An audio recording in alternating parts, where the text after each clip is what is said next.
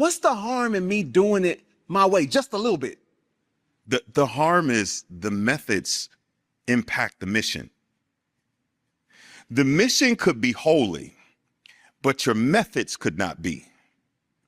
And how I get there is just as important as getting there. Oh, my God. Because God is committed to the end result, but he's also committed to the journey.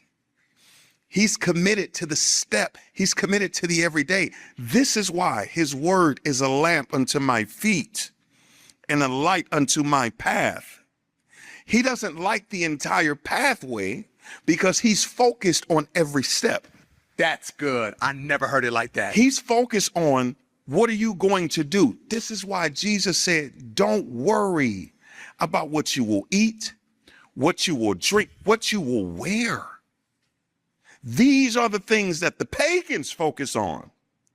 You need to be so locked in with me. That's so good, bro. That I can be able to consult with you on every single step.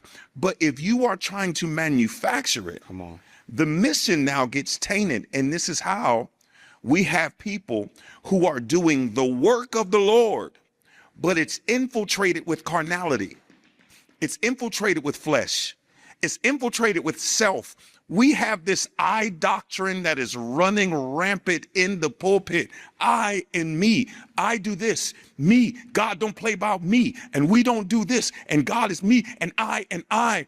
And if every aspect of your ministry has an I component, you're doing it wrong.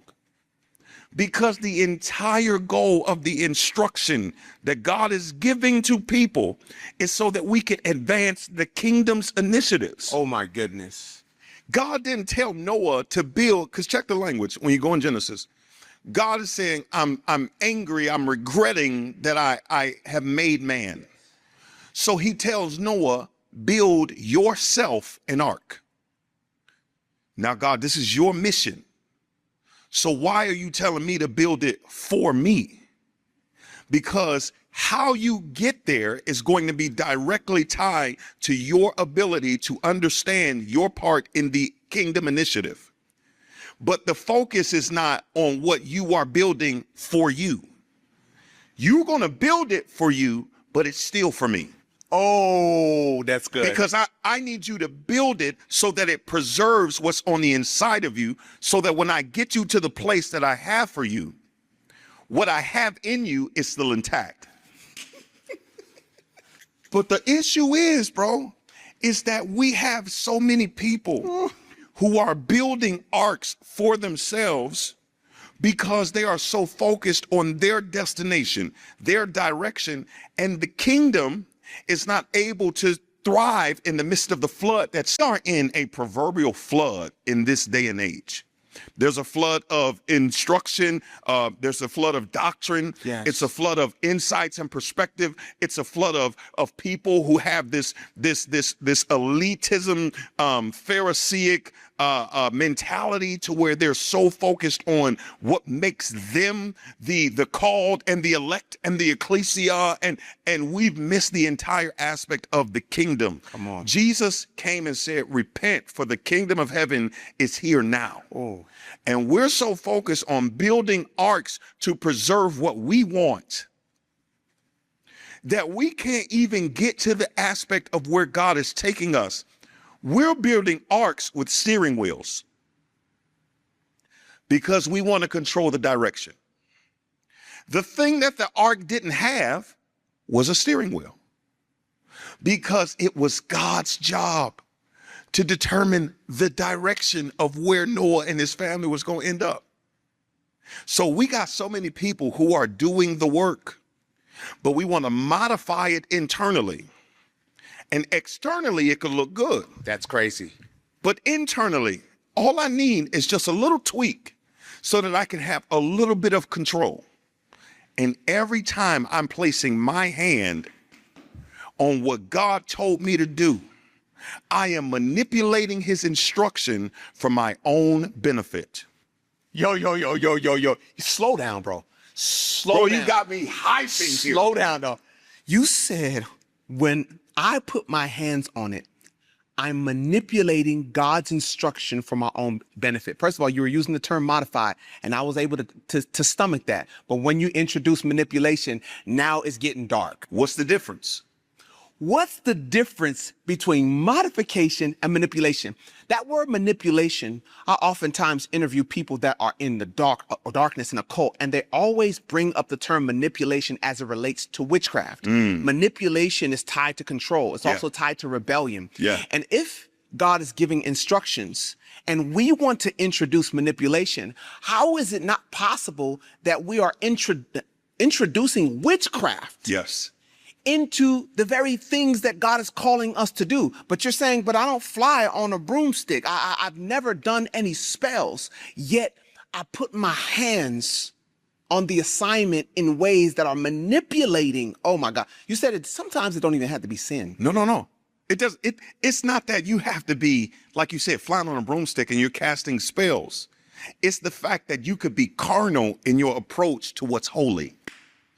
God told both Moses and Joshua, take your shoes off. Where you stand is holy ground. My goodness. So I got to be so intentional if I'm going to get instruction, because before God gave instruction, he had Moses take something off. Say it again.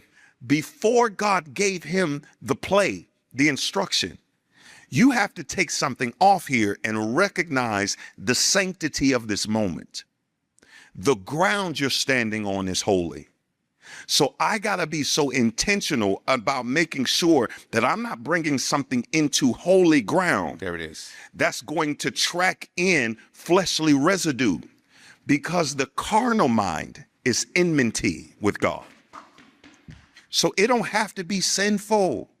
It doesn't have to be that you're operating in lust or lying or it's the fact that you are introducing your fleshly perspective to a divine initiative.